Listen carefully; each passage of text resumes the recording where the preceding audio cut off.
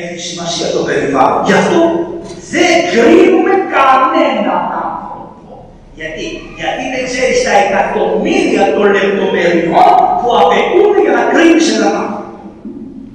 Και αυτό, επειδή είμαστε εδώ πέρα, το αποδίδω και σε αυτούς τους δημοσιογράφους που λυσάσανε 25 χρόνια που ο άνθρωπος προσέφερε, χιλιάδες παιδιά περάσανε, τώρα γίνανε όλες αυτές με τον τοδομηθήνα στο στόμα και ξέρουν τα πάντα.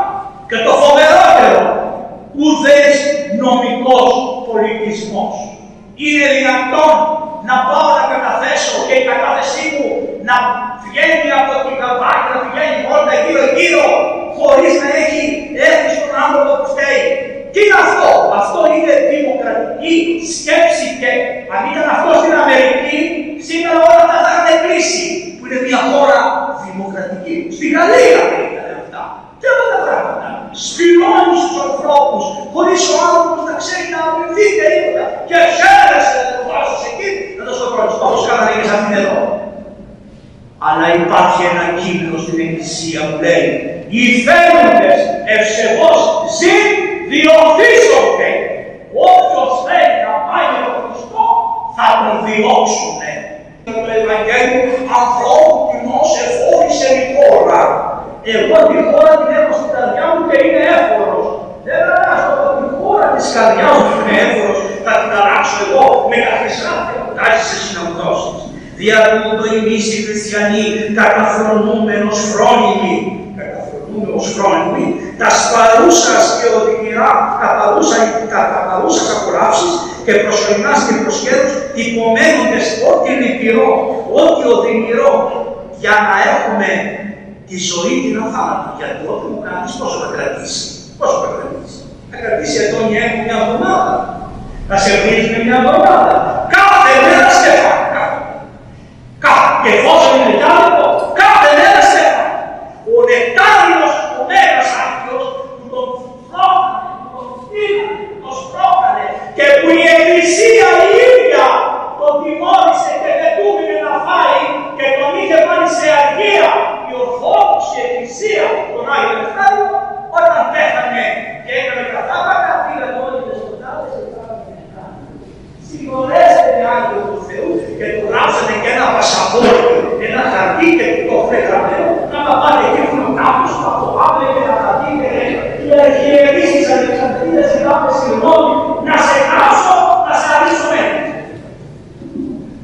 Προσέξτε καλά, μην κατακρίνετε όχι αυτόν, κανέναν άνθρωπο στον κόσμο, σας παρακαλώ.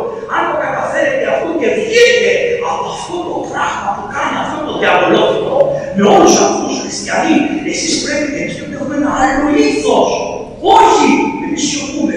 Τι λέμε, υπάρχουν μέσα, θα πούμε τι θέλουμε. Ποτέ δεν καταπίνουμε κανέναν άνθρωπο.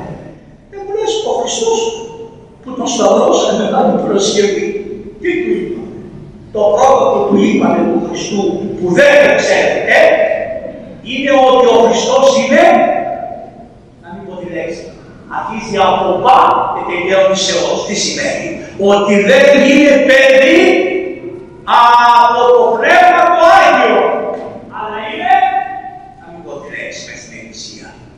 Η πρώτη κατηγορία που υπόθηκε μπροστά στο συνέδριο του Πιλάτου ήταν αυτή, αλλά τα Ευαγγέλια, επειδή ούτε κατά διάνοια δεν θέλετε να αναφέρουν αυτή την βλασφημία κατά της Παναγίας και κατά του Χριστού, δεν την αναφέρουν ποτέ. Υβρίζοντας δηλαδή, υβρίζονται και Θεοτόκο. Και όταν η Παναγία αυτή που γιορτάζει αύριο, όταν την πήγανε 3 χρονών οι γονείς της, την πήγανε στην Εκκλησία, αυτό γιορτάζεται αύριο. Λοιπόν, της βάλανε 3 ρούχα. Είδατε μια φορά που λέτε στα παιδιά σας, ένα παιδί μου, τι να διαλέγει, θα φορέσεις αυτό, θες αυτό. Και της βάλανε της Παναγίας 3 ρούχα. Ένα από βαμβάκι, ένα από μετάξι και ένα από λινό. Το ένα από βαμβάκι ήταν βαμμένο. Το άλλο από μετάξι ήταν βαμμένο. Το άλλο από λινό ήταν το φυσικό χρώμα που δεν είχε πάλι επεξεργασία. Και αυτό το μικρό κορυφτάκι είναι αυτό. Τι διάλεξη. Το βαμβάκι είναι από ζώο. Το μετάξι είναι από το μεταξοσκόλικα. Και τα δύο αυτά είναι ρούχα υπερηφανίας. Ποτέ δεν επιτρεπόταν στο Ισραήλ να φοράνε οι ιερείς μεταξωτά και μαμακερά ρούχα, γιατί θεωρούνται ρούχα των πλουσίων. Μόνο ρούχο που βγαίνει από τη γη, και ποιο είναι αυτό, ποιο είναι αυτό που βγαίνει από τη γη, είναι το λινάρι. Το λινάρι. Το λινάρι, η Παναγία διάλεξε το λινάριο, ταπεινό και κάτι άλλο. Δεν δέχτηκε να φορέσει ρούχο που ήταν επεξεργασμένο με άλλη βαφή. Άρα τι σημαίνει? Ότι δεν είναι το αληθινό χρώμα, είναι ένα χρώμα που το άλλαξε ο άνθρωπος. Τι είναι η Παναγία? Το αυτοφιές χρώμα που έχει η μαντήλα που είναι φτιαγμένη από λινάρι και το φόρεσα στο κεφάλι στο παιδάκι και του είχαν οι γονείς του πάρει 6 κορίτσια όταν την γεννήσαν την Παναγία, επειδή ξέρανε τι είναι η Παναγία αυτή. Γιατί είχαμε την πληροφορία. Όταν πήγε ο άγγελος στον γέρο και του είπε θα γεννήσεις, πήγε στην Αγία Ανούλα και της είπε θα γεννήσεις, τι της είπε? Θα γεννήσεις την Ευαγγελίστρια του κόσμου. Ξέρετε αυτοί τι παιδί κάνανε. Και γι' αυτό, για να μην μολυνθεί το παιδί, του φτιάξανε ένα δωματιάκι ξεχωριστό.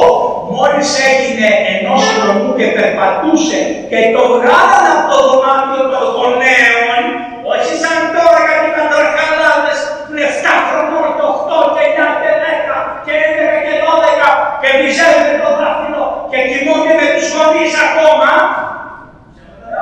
Στα περισσότερα σπίτια κάθε παιδί. Αυτή είναι η αλήθεια. Το βγάλανε το κορίτσι και της είπανε από το ανάφυλλο που είχε και τη βάλανε στο δωματιάκι της, το οποίο δωμάτιο κοίταζε προς τον κήπο και δεν θα έβλεπε ποτέ κανένα μάτι που θα έκανε στο σπίτι η Θεοτόκο. Και επειδή έπρεπε να παίξει με κοριτσάκια, πήρανε κάτι κοριτσάκια 5-6 χρονών και τις κάνανε παρέα. Γι' αυτό τα κοριτσάκια είναι που τα βλέπετε με μια λαμπάδα και πάνε μπροστά στην Παναγία, η Παναγία πάει από πίσω ή η Παναγία πάει μπροστά και τα κοριτσάκια πάνε από πίσω. Είναι οι φίλες της Παναγίας που ήταν πιο μεγάλες και την πήγανε στον ναό του Σολομώντα και την παραδώσανε.